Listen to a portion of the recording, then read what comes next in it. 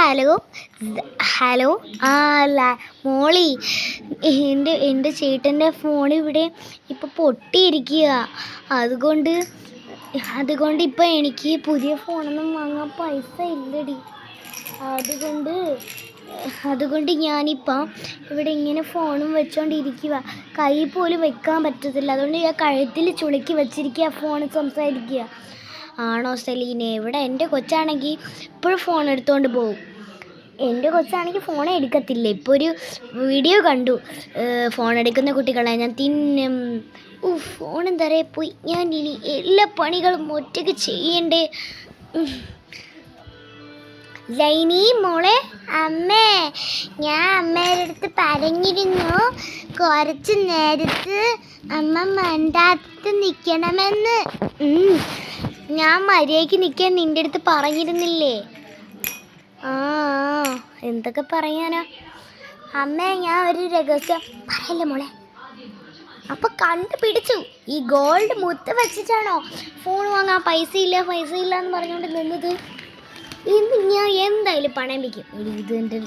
ഇത് പണയം വയ്ക്കില്ല, എൻ്റെ മാനേജറിൻ്റെതാണ്. ഇത് പണയം വെച്ചാൽ ആകെ നമുക്ക് പൈസ കിട്ടണത് 1 രൂപയായിരിക്കും. ഇത് ഗോൾഡൊന്നും അല്ല. പിന്നെ ഇതിനെ നിങ്ങൾ എടുത്തുകൊണ്ട് വന്നത്? ഇത് കൊച്ചിൻ്റെ മാല പൊട്ടിയപ്പോൾ കിട്ടിയതാണ്. ഞാൻ പറക്കിക്കൊണ്ട് നിൽക്കുന്ന. എന്നിട്ടാണോടോ എൻ്റെ അടുത്ത് തളാസ് നിൽക്കുന്നത്? കുറച്ചു നേരം TV കണ്ട് റിലാക്സ് ചെയ്യാന്ന് വിചാരിച്ചു.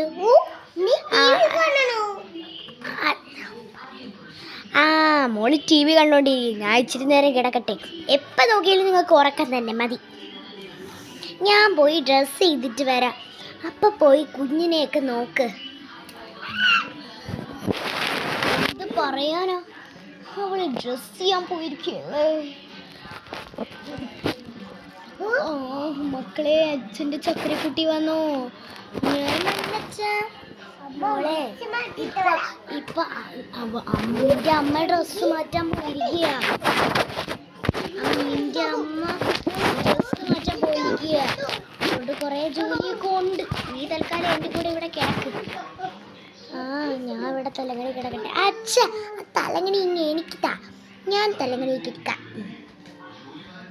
ഇവിടെ അടുത്ത് പറഞ്ഞിട്ട് കാര്യം തന്നെ.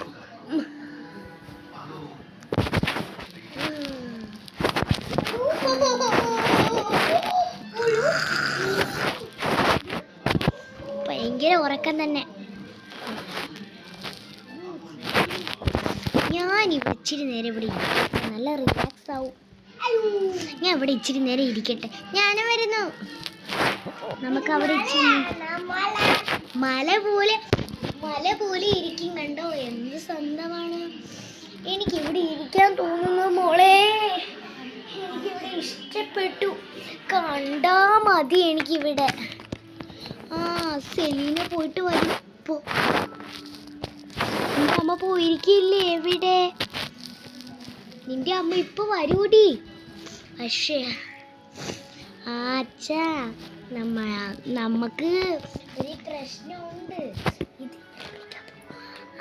എന്ത് പ്രശ്നം?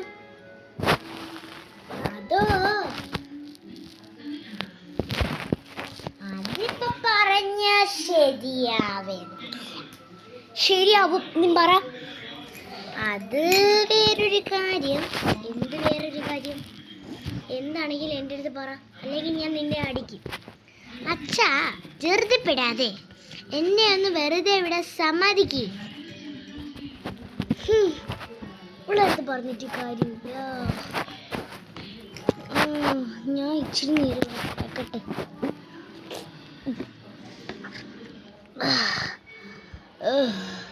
മോളെ, ഞാൻ ഇച്ഛൻ്റെ കൂടെ ഇവിടെ കിടക്കുന്നുണ്ട്. ഞാൻ ഇന്നൊരു കാര്യം പറയാം. നിന്റെ അമ്മ ഡ്രസ്സ് മാറ്റി പോയിട്ട് വന്നിട്ടുണ്ട്. അവർക്ക് വല്ല ഫാഷൻ ഷോ ഉണ്ടോന്ന് ആർക്കറിയാം. ഫാഷൻ ഷോ കാണും അമ്മയ്ക്ക്. അമ്മ എപ്പോഴും ഫാഷൻ അല്ലേ. ഫാഷൻ എന്ന് പറഞ്ഞപ്പോഴാണ് ഞാൻ ഓർത്തത്. നിന്റെ അമ്മയ്ക്ക് ഇന്ന് ഫാഷൻ ഷോ ഉണ്ടായെന്ന് പറഞ്ഞിരുന്നു തോന്നുന്നു. ആണോ?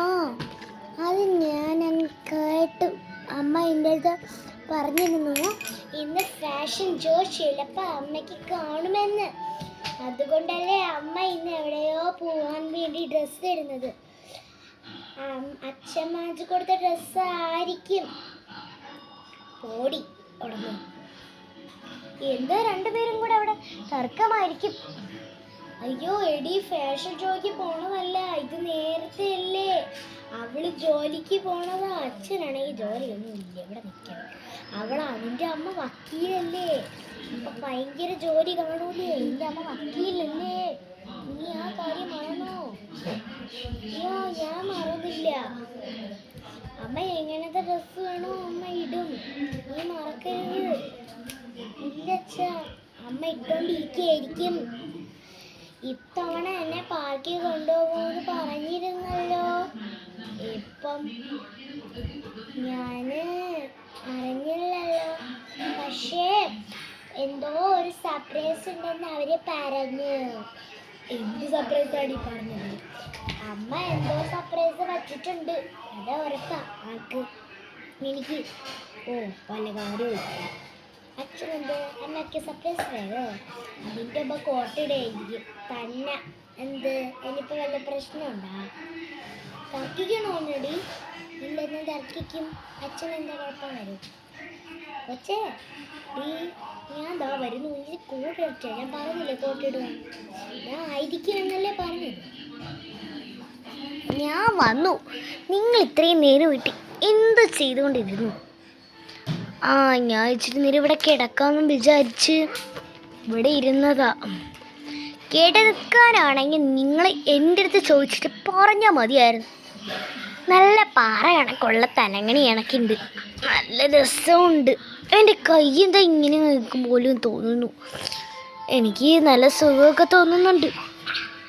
അപ്പം പിന്നെ എനിക്ക് സുഖം തോന്നുന്നില്ലേ? ഞാൻ പോകുന്നു. ഇനി എന്നെ എപ്പോഴും കുറ്റപ്പെടുത്ത മോളെ. ലൈനീര് പറഞ്ഞിട്ട് കാര്യമില്ല. സത്യം പറയടാ, അത് നേരത്തെ കണ്ട സ്വർണത്തിൻ്റെ ആയിരുന്നു എന്ന് എനിക്ക് സത്യം പറയണം. ഞാൻ കുറേ നോക്കി. അപ്പം നീ ഇത്രയും നേരം സ്വർണത്തിൻ്റെ നോക്കിക്കൊണ്ടിരുന്നല്ലേ? ഞാൻ നോക്കിക്കൊണ്ടിരുന്നു. നിങ്ങളുടെ അടുത്ത് മറഞ്ഞാലും മനസ്സിലാവില്ലേ? അത് നമുക്ക് വിറ്റണം. ഞാൻ വിൽക്കാൻ പോവുക.